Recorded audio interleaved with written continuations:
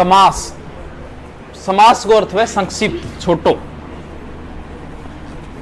यानी कोई बड़ी बात को छोटे रूप में लिखना होता है समास। जैसे बात है दही में डूबा बड़ा, तो ये बीच वाले शब्द है, में एक शब्द है, डूबा एक शब्द है, ये गायब हो गई और शब्द बन गया ये दही बड़ा, यानी संक्षिप्ति तो है, छोटे रूप में पेश कर दिए। बात वही है, रेल पर चलने वाली गाड़ी, बात तो ये थी, ये शब्द गायब हो गए बीच के और शब्द ये बन गया रेलगाड़ी। यानी किसी चीज को संक्षिप्त में लिखना ही समास होता है। जो लिखित एक अलग सुधार हो जाए, लिखते टाइम एक अलग आंगो, एक सुंदरता आ जाए। आ शब्द लिखे, ये तो इतनी लंबी राम कहानी लिखे, एक शॉर्ट में लिख लियो, बात तो वही है। यानी समास का अर्थ होता है संक्षिप्त, छोटे रूप में लिखना। तो ध्यान बस थोड़ा सा इतना ही देना है, संधि के अंदर जितनी भी गड़बड़ हुई थी वो किस में हुई थी? वर्णों में, चाहे स्वर हो चाहे व्यंजन हो। यहां शब्दों का मेल होगा, या तो वर्णों का मेल है, ये ध्यान कई बार पूछ लेते हैं, दो शब्दों के मेल को क्या कहते हैं, और दिमाग में अपना एक संधि रहे। शब्दों के मेल को तो कहते हैं समास, और वर्णों के मेल को क्या कहते हैं? संधि। यानी ए शब्द है, ए दो शब्द नजदीक आ गया, बीचला शब्द गायब हो गया, यानी समास का, वो भी पूछे समास का अर्थ क्या होता है? समास का अर्थ होता है संक्षिप्त या छोटा, शॉर्टकट। अब देखो, मूलज का यानी समास बे तो है चार, और कई विद्वान के मान ले 6 भी माने। जकान अलग कौन सा माने? एक तो द्विगु और एक कर्मधारी, जबकि ये दोनों किसके भेद हैं? तत्पुरुष के। 4 या 6 में एक ही ऑप्शन मिलेगा, दोनों ऑप्शन खोल दे, यानी समास के या तो 4 ऑप्शन मिलेगा या 6 ऑप्शन मिलेगा। अब आप अलग अलग पढ़ लेंगे, एक एक दो दो, आज 3 तो पढ़ा ही पढ़ाऊंगा, हेडिंग डालो तो नहीं, वो हमेशा विग्रह के ऊपर डिपेंड है। ये जितने भी उदाहरण है वो सारे बहुबरी में कर सकते हो आप, बहुबरी का भी उदाहरण है सारा, लगभग को आप बहुबरी में ले जाओ चाहिए, लेकिन विग्रह इस तरीके से करना पड़ेगा। बहुबरी का एक अलग प्रकार से विग्रह होगा और द्विगु में एक अलग प्रकार से विग्रह होगा अर्थ पकड़ने, क्योंकि अपने को दो ही तरीका है। उसको या तो पूछेगा नवरात्र में कौन सा समास है, या फिर वो पूछेगा नवरात्र का समास विग्रह क्या होगा। दो ही तरीके, और तीसरा कोई तरीकों को नहीं। समास इस शब्द से ही पकड़ेंगे हम, प्रत्येक समास का ट्रिक शब्द से ही बना लेंगे। जैसे द्विगु है, द्वि, पहला शब्द द्वि है, दूसरा है गु। द्वि का अर्थ क्या होता है? दो। द्विकार दो, ये दो, 1 2 3 4, ये दो। दो क्या है? एक संख्या, यानी इस समास में पहला पद हमेशा संख्यावाची होगा। सारा में संख्या मतलब 1 2 3 4 5 9 10 15 20 जो भी है, इस समास में पहला पद संख्यावाची होगा, लेकिन वो संख्या हमेशा ग्रुप में होनी चाहिए, तभी उन्हीं संख्याओं का महत्व है। यानी वो समूह को प्रदर्शित करनी चाहिए, अलग अलग नहीं होनी चाहिए। जैसे 15 है तो संख्या, लेकिन कोई समूह नहीं है इसका। यहां देखो एक अलग तरीके से एक समूह है।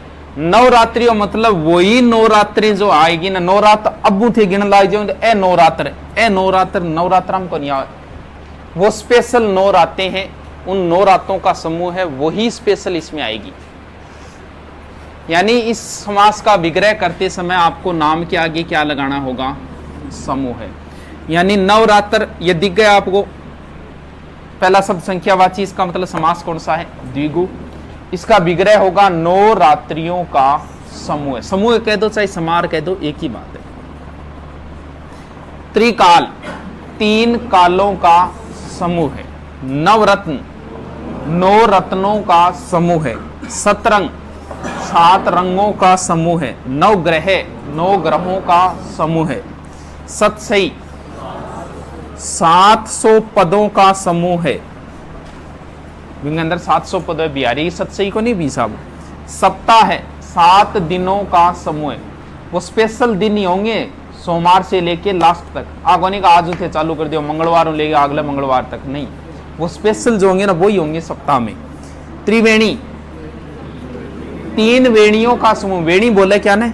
धारा ने, नदियां ने बोले। 3 वेणियों का समूह। सप्तऋषि, 7 ऋषियों का। इसमें स्पेशल ऋषि है वही आएंगे, हर कोई ऋषि नहीं आएगा सप्तऋषि में। पसेरी, 5 शेरों का समूह। शेर शायद बाट को बोले, 5 का बाट है कौन सा वह होता है पसेरी बन गया, यानी 5 शेरों का समूह है। अष्टाध्यायी, 8 अध्यायों का समूह है।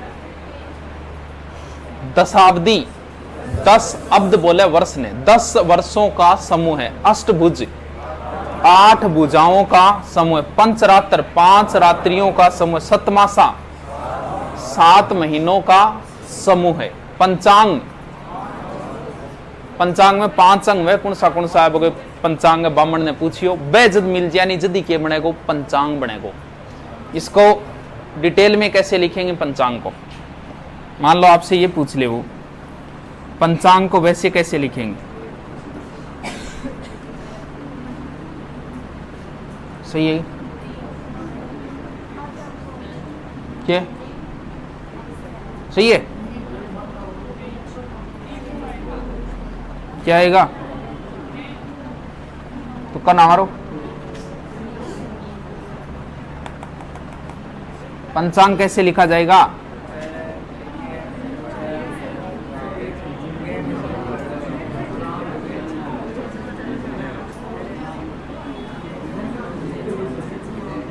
ये जो यहां है ना, इसका अंतिम वर्ण है ये यहां इसका अंतिम वर्ण है। कह कह गए गए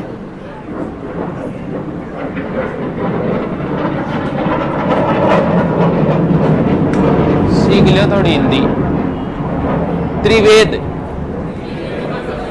3 वेदों का। चतुरंगणी, 4 अंगों। चतुरंगणी सेना होती जगह में तीर घोड़ा और पैदल, या अगर 4 जगह हो जाती है होती चतुरंगणी। 4 अंगों का समूह। छत्तीसगढ़, 36 गढ़ों का समूह है। त्रिमूर्ति, 3 मूर्तियों का समूह है। चवन्नी, अन्नों का समूह। त्रिलोक, त्रिवेदी, 3 वेदों का समूह। चारपाई, 4 पैरों का समूह है। अठमासा, 8 महीनों का समूह। पंचमुख, 5 मुखों का समूह है। पंचवटी, 5 वट बोले वृक्ष, 5 वटों का समूह है। अष्टधातु, 8 धातुओं का समूह है। तिरंगा, 3 रंगों का समूह है। दुपट्टा, 2 पाटों का समूह, यानी जगह 2 रंग में नहीं वो है दुपट्टा। त्रिफला, 3 फलों का समूह। 3 फलों मतलब वह 3 स्पेशल फल हुए, आंवड़ो, बेड़ा और के वह हरड़, बेड़ा और आंवड़ा। 3 फल मिले जल्दी त्रिफला नहीं, और कोई फल मिला देगा। त्रिनेत्र, 3 नेत्रों का समूह है। द्विगुम क्या होगा? संख्या, लेकिन संख्या किस में आएगी? समूह में। संख्या इसमें भी आएगी, लेकिन इसका अलग तरीका होगा, क्योंकि विग्रह पे डिपेंड करता है समास। द्वंद्व, इस नाम से ही इसका अर्थ निकाल लेंगे। दे वे, यही तो है। क्यों? द्वंद्व है, यानी या तो ऐसे याद रख लेना, दे और क्या आ रहा है? दे। वे और क्या आ रहा है? वे। यानी इस समास का विग्रह करते समय बीच में और आएगा। अब जैसे संख्यावाची शब्द है 15, क्या 15 का किसी तरीके से आप विग्रह करके लास्ट में समूह शब्द ला सकते हो क्या? कैसे विग्रह करोगे इसका कि समूह हो जाए? और आगे फिर समूह कहां रहा? अब ऐसे ही तो करो। 15 का आपको बताना है तो आप यही कहोगे 10 और 5। 25 का आप यही कहोगे 20 और 5। 31 का आप यही कहोगे 30 और 1। जबकि 30 एक समूह है। 30 का विग्रह ऐसे थोड़ी करोगे 20 और 10, ऐसे नहीं होगा। 30 का मतलब 30 ही है। 1 से 9 इनका आप विग्रह, 9 का विग्रह करके क्या आप ऐसे कर और लगा सकते हो क्या बीच में? 8 का विग्रह में और लगा सकते हो क्या? ऐसे थोड़ी करो 5 और 3 8। 8 का मतलब 8 ही है, वो एक समूह है। 1 से 9, फिर पूर्णांक संख्याएं 10, 20, 30, 40, 50, 90, 100, ये सभी संख्याएं किस में आएगी? द्विगुण। क्योंकि आप इनका विग्रह करके बीच में और नहीं लगा सकते। 50 के बीच में और कहां लगाओगे? 50 का मतलब 50 ही है, लेकिन 51 में और लगेगा। 51 का विग्रह होगा 50 और 1। इन संख्याओं को छोड़ के बाकी जितनी भी संख्याएं वो सारी किस में आएगी? द्वंद्व में आएगी। क्योंकि विग्रह कर लेना, विग्रह में बीच में और आ गया ना, इसका मतलब कौन सा समास होगा उसमें? द्वंद्व। इसके 3 पार्ट है। पार्ट कभी नहीं पूछे गए, लेकिन ऐसे हम देख लेंगे। पहला इतरेतर द्वंद्व, ऐसे कभी नहीं पूछा कि माँ बाप में कौन सा, बस आप तो और लगा देना सब में ऑटोमेटिक। जैसे पाप पुण्य और लगा दो, पाप और पुण्य, विग्रह हो रहा है। हाथ पांव, हाथ और पांव, विग्रह हो रहा है। इसका मतलब कौन सा समास है? द्वंद्व समास है। इतरेतर द्वंद्व क्या बोले? इतर और इतर, इसका मतलब ही समास का विग्रह करते समय बीच में क्या लगाना है? और। जैसे माँ बाप, माँ और बाप, स्त्री पुरुष, राधा कृष्ण, राधा और कृष्ण, सुख दुख, पशु पक्षी, पशु और पक्षी, बाप बेटा बेटी, बेटा और बेटी, दूध रोटी, दूध और रोटी, ऋषि मुनि, गाय बैल, गाय और बैल, सीधा साधा, सीधा और सादा, तन मन धन, तन मन और धन, 31, 30 और 1, 27, 20 और 7, यानी और आ गया, मतलब द्वंद्व समास है। दाल रोटी, धन दौलत, राजा रानी, जन्म मरण, जन्म और मरण, शीतोष्ण, शीत और उष्ण, 11, 10 और 1, 32, 30 और 2, हरि हर, हरि और हर, भला बुरा, भला और बुरा, नर नारी, नारी, राम कृष्ण, राम और कृष्ण, शिव पार्वती, शिव और पार्वती। समाहार द्वंद्व है। समार का अर्थ तो ये वहां की जो शब्द दे रखा है ना, लिंक सिर्फ उस शब्द से ही नहीं है, उसके आसपास कुछ चीजें और भी दी गई है, उन्हीं शब्दों में समाई हुई है। समार का अर्थ होता है समाना, उसके अंदर कुछ और है, यानी इसके आगे आपको विग्रह के आदि लगाना पड़ेगा। जैसे कहीं गाड़ी में लिखा देखा आपने कि हाथ पांव बचा कर चले, इसका मतलब सिर्फ हाथ और पांव ही नहीं बचाना है, शरीर को और पार्ट भी बचाना है, मुंह भी बचाना है, मुंडी भी बचानी है। लेकिन बात उसने इतनी लिखी है कि हाथ पांव बचाएं, इसका मतलब इसके अंदर सारी चीजें, आपके शरीर का प्रत्येक अंग आ गया हाथ पांव के अंदर। तो फिर क्या लगाओगे? हाथ पांव आदि। कैट भूत प्रेत है, भूत प्रेत है, भूत प्रेत ही को नहीं जरूरतिया भी तो भूत प्रेता में आओगा, यानी भूत प्रेत आदि। आगो पीछो देख के चलो, मतलब आगो पीछो ही को नहीं है, दायों बायों ऊपर नीचे सारों को, आगा पीछा आदि। चाल चलन किसको कहे? चाल चलन आदि, यानी पूरे उसके बायोडाटा पूछ रहे हो। बाल बच्चा कहेंगे, मतलब लुगाई पताई के बारे में भी वो पूछ रहे हैं, बाल बच्चा आदि। कीड़ा मकोड़ा, कीड़ा मकोड़ा आदि। फल फूल आदि। रुपया पैसा आदि। सांप बिच्छू आदि। कहा सुनी होगी, कहा सुनी आदि। चाय पानी, कहें चाय पानी पियोगा, मतलब खाने को भी अंदर ही आ गया चाय पानी, चाय पानी आदि, यानी उसके अंदर कुछ चीजें और समाई हुई हो, यानी इनके आगे विग्रह करते समय क्या लगाओगे? आदि। वैकल्पिक का अर्थ होता है विकल्प। विकल्प मतलब दो में से एक चूज करना है, यानी बीच में क्या लगाना है? या। क्योंकि द्वंद्व समास में क्या होता है? और आएगा, और का मतलब या, तथा, अथवा, ये सब और में ही आते हैं। पाप या पुण्य, सुख या, बाकी आप और लगा के देख लो, पता चल जाएगा। इनके बीच में और लगाते विग्रह हो जाता है। हानि या लाभ, थोड़ा या बहुत, भला या बुरा, इधर या उधर, आज या कल। लिख लो। किसी चीज की होती है विशेषता। कर्म को मतलब काम ही तो है।